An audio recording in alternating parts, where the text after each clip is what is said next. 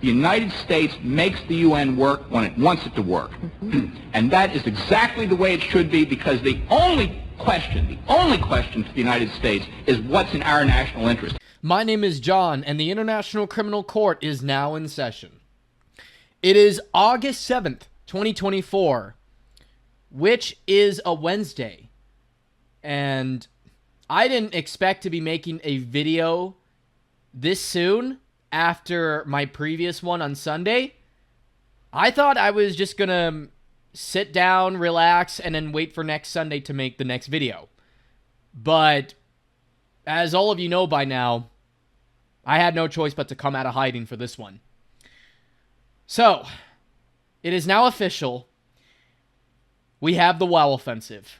Or should I say, a big arrow, large-scale offensive. Now, before we zoom in, I want to make this very clear.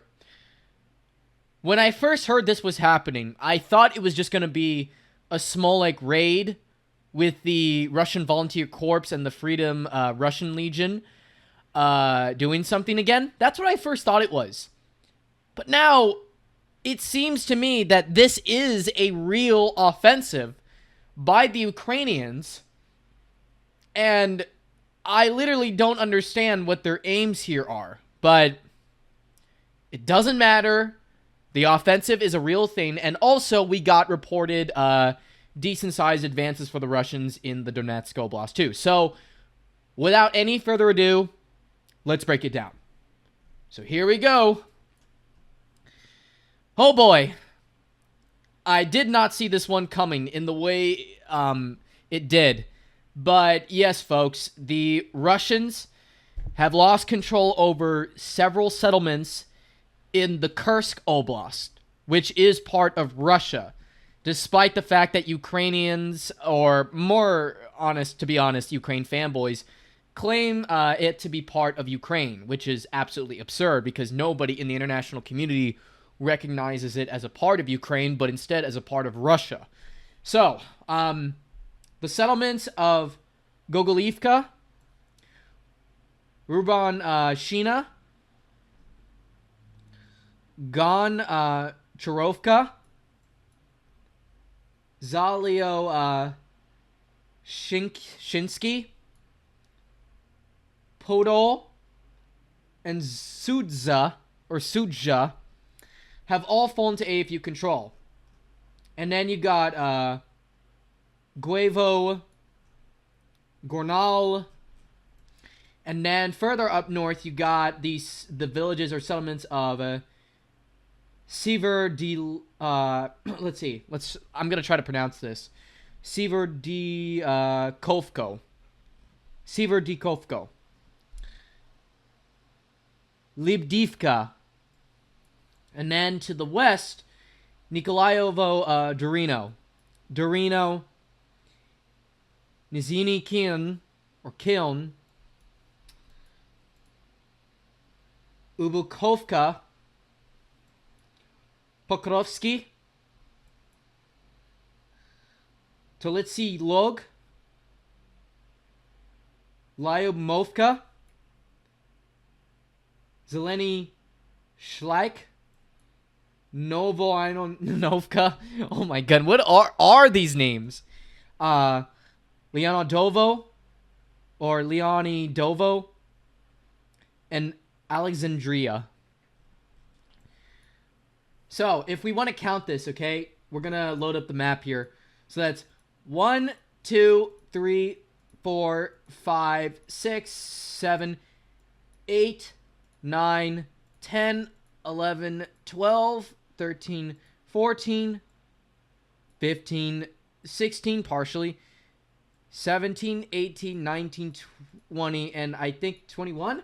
So around 20 to 21 Russian villages or settlements within the Kursk Oblast are now under the control of the Ukrainians. Now, if you ask me for my opinion on why this happened and why, like, of all places, Kursk, there is some probability, like, reasoning for it. First of all, the Ukrainians have not achieved any major successes on the front line in nearly 2 years. They have not made any strategic, gains since the fall of Kherson City in November 2022. There has been none. There has been literally no crucial strategic Ukrainian victory since 2022. Literally the first year of the war. Now, if I also have to guess why they're doing this, the Ukrainians want to take control of this nuclear power plant here, which is key infrastructure for Kursk, which is the provincial capital of the Kursk Oblast. Now, do I personally think the Ukrainians are going to make it to Kursk? No, of course they won't. It's silly to even think about, but the thing is, the fact that they even did this attack to begin with, they're either doing this because they want to take territory within Russia to hold it up for negotiations in return for, I guess, their territory back. Maybe they want to maybe expand Ukrainian sovereignty, for all I know, which would be insane. And I don't think the international community would agree with that, because then people would accuse them of being hypocrites. Because, yeah, you got invaded, but that doesn't give you the right to invade the other country that's invading you. Like double standards or something like that. And also, another problem with this offensive, or it could be for Russia, it could mean that the Ukrainians could be working on a diversion tactic. Like, they're doing this offensive in Kursk, but in reality, they're going to do it somewhere. Maybe in the Kharkiv region to clear out the Russians from northern Kharkiv. Maybe to do another offensive in the Zaporozhye Oblast, and perhaps on Energodar, because there's not a lot of water on the Dnieper River left because of the destruction of the Novokakhovka Dam.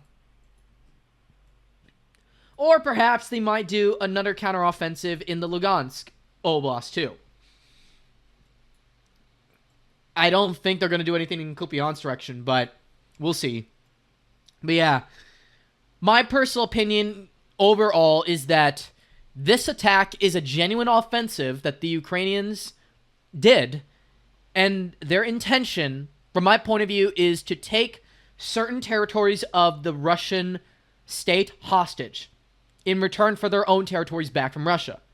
They want to have the upper hand in negotiations. But also, despite the Kopi, theory, I mean, the thing is, I honestly feel like this talk of negotiations shouldn't even be discussed. It shouldn't be. There is no more political solution in Ukraine. Nada. It doesn't exist anymore. Especially after today. I mean, no, I would argue the political solution to Ukraine has already ceased for an entire year now, since 2023. Or even since March 2022, when Boris Johnson told Zelensky, no, you can absolutely win this war. Like, lying to him and such, that he can actually pull it off. But yeah, I think that this is a desperate attack to defeat the Russians in any way whatsoever, to distract them from Donetsk Oblast, where they're having a lot of success right now in the Pokrovsk direction, and Toretsk suburbs too. And I guess what they're trying to do here is to create this media PR attack to make themselves look good again, to boost morale within the armed forces of Ukraine, to send a message to the world that Ukraine's not giving up, we're winning, etc. Now, in the long term, I think this offensive by the Ukrainians is going to fail. It does not have any long-term strategic goals to it. No sustainability whatsoever. It just doesn't have any sort of long-term longevity to it. This thing will likely they're going to start likely pushing back within a week or two or so. Maybe even longer. It may go on for like a couple months or so, like it did in Kharkiv Oblast with the North Group and the Ukrainians there. But I just can't see it this time around. Ukrainians are running out of troops, and the fact that they're using them up in this offensive on Kursk is just absolutely mind-boggling. It makes absolutely no sense. So, anyway, to talk about Donetsk, this is what I'll do, because I want to make this video go by as quick as possible because I got some things to do today. But anyway, the Russians have seized complete control over the village of Serhivka, and they're about to capture the village of Zeleny. And they have also expanded their control of Vasily too. The Russians are also about to take full control of the village of Ivanovka, or Ivanivka. And Lysychine is also about to fall to Russia. So the Russians, once again, are still having success in the Pokrovsk direction, despite the big Ukrainian advances in Kursk. And in New York, the Russians are continuing to advance in this area here. They basically control more than 2/4 of the town of New York already. Though I did hear Ukrainians did push back the Russians from the school. But other than that, though, the Russians have the situation in New York under control. And I'm not going to doubt that they're probably going to completely control the settlement by sometime this month. Maybe the middle of August or the end of August. It doesn't matter. It's going to fall. Zelazny is about to fall to Russia. Most of the neighborhoods are under their control except for the waste heap. Pivnichne or Kirovo is about to fall to Russia too. Most of its eastern neighborhoods are under its control. Russians are also advancing very fast towards the city administration borders of Toretsk. And yeah, like after this, they're already in Toretsk. Like, they're just like a block or two away from entering Toretsk. And as you all know by now, it's going to be a disaster as soon as they enter. I don't know how big of a fight the Ukrainians are going to put up in this heavily, commie block, defended area. But it's going to be interesting to watch. But it's too early to say, though I wouldn't be surprised if they struggle here, the Russians. But I also wouldn't be surprised at this point if the Ukrainians just completely fall back from this commie block area too. Because, as I said, the manpower shortage is real. And the fact that they're wasting their resources in Kursk is just absolutely baffling. Just absolutely disturbing. Nothing much going on in the Chazov Yar direction. And then in the Ugledar direction, the Russians are controlling a little more of Konstantinivka, the smaller one, not the big one in near Kramatorsk.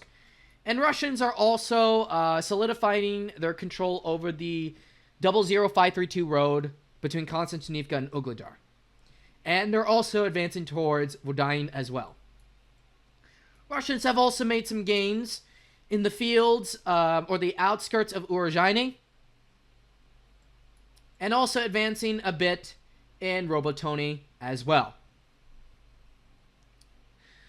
And with that, people, that's going to do it for today's video. So I hope you all found it informative, very interesting. Tell me what you all think in the comment section below. What you think of Ukraine's big Kursk WAOW offensive. I definitely got to hear your opinions on this, guys. So yeah, I hope all of you have a great day. Hope to see you all next time, and stay safe. Have a good one.